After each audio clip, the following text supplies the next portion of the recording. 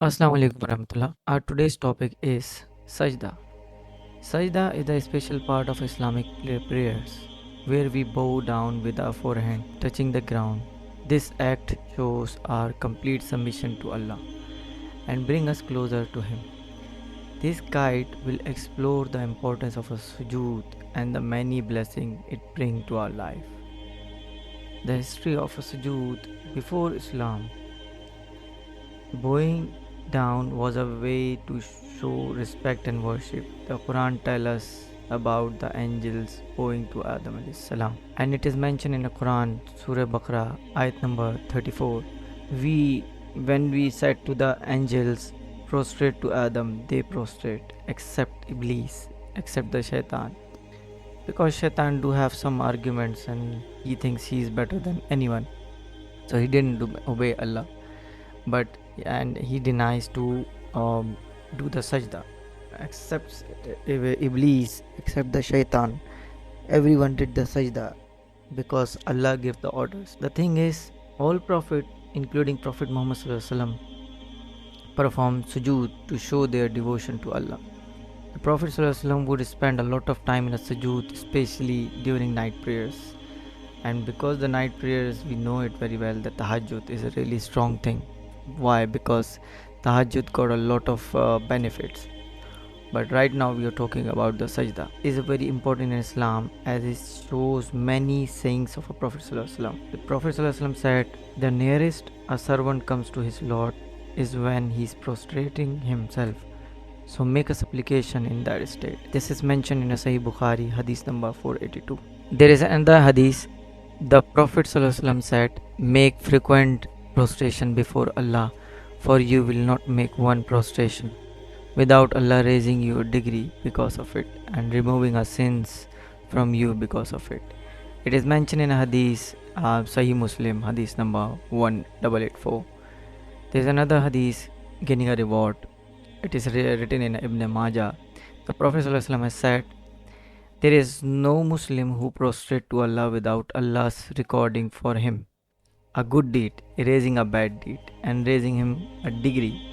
So increase your prostration." Another hadith, the spiritual benefit of a sujood or sajda.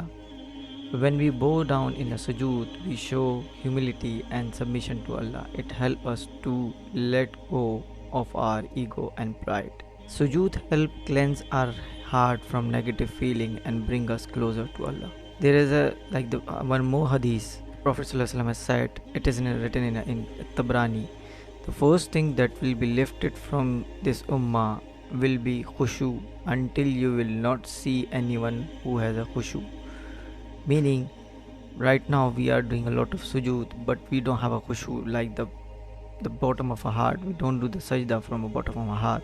We just do it. Just because it is mandatory. Many people they don't even pray. They don't even bother to pray.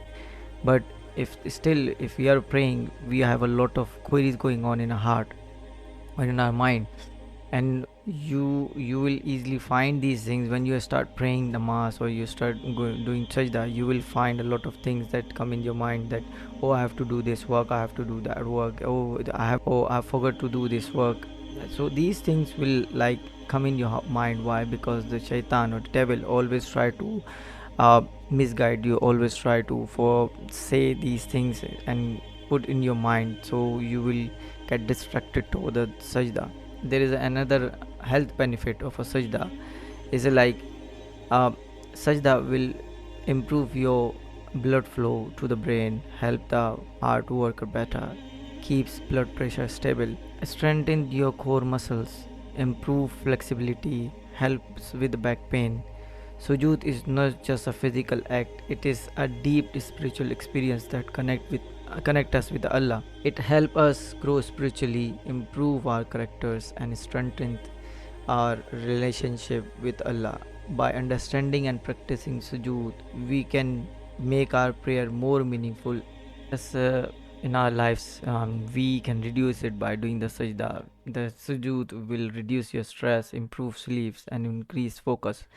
And this is we are lack of, and we don't know these things. We are knocking everyone's door and asking for the help, but we are not going towards to the Allah. We are not saying thanks to Allah. We are not doing sajda. We are not praying, and this is why we are in a problem. So there are many people, they don't know how to do the sajda. They are like they don't even put like they don't even follow what the Prophet ﷺ has said. And there is like a way to do the sajda. To perform a sajda correctly, we need to follow these steps. Touch the ground with the forehead and the nose, and make sure place both palms on the ground. Keep both knees and feet on the ground. Keep elbow off the ground. So make sure we shouldn't touch the elbows. Why? Because the Prophet ﷺ said, don't do the sajda like a dog. So make sure you elbows is off the ground, and point toes towards to the qibla. Right now we have seen many people, or we have, even though we if we go in a masjid or go anywhere, we will see that many people they do the sajda even though their feet is been like not touched on the ground, or the one finger is been touching up. It is better to at least touch three fingers on both side. And the Prophet ﷺ used to touch all 10 fingers. So make sure that a toes should be touched and toes to the qibla, because this is really important. And while in a sujood, focus on being present in a moment, thinking about Allah greatness. There are many type of sujood, but there is one sujood, it is like sujood shukr. uh, we do it when we see something, a good news, and we hear something, and we just like straight away do the sujood. And there is such this sajda tilawat. It is sajda tilawat. When we recite the Quran, there are some verses which contain a sajda, so we have to do the sajda.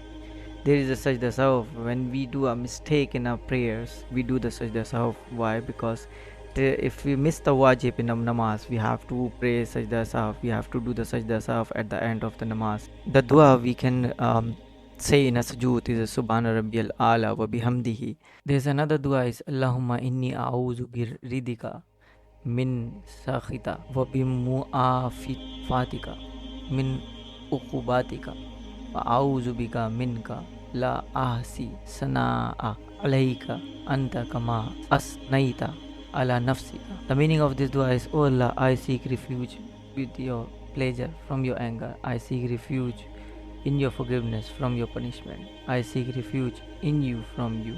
I cannot count your praise. You are as you have praised yourself. That is, this dua is written in a many, what you can say, the books of like Tirmizi, Nisai, Ibn Majah, Tirmizi. There's another dua. It is also it is in a hadith in a Tirmizi and Muslim.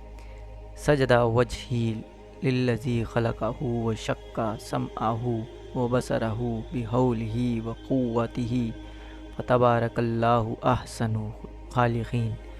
The meaning of this dua is, I have prostrated my face to one who created and gave it hearing and sight by his might and his power. Glory is to Allah and the best creator. There are more a lot of benefits, and if I try to explain, it will take like 1 or 2 more hours, or maybe like one day, and it will not be finished. Like, and it is better to read Islamic articles rather than some other books.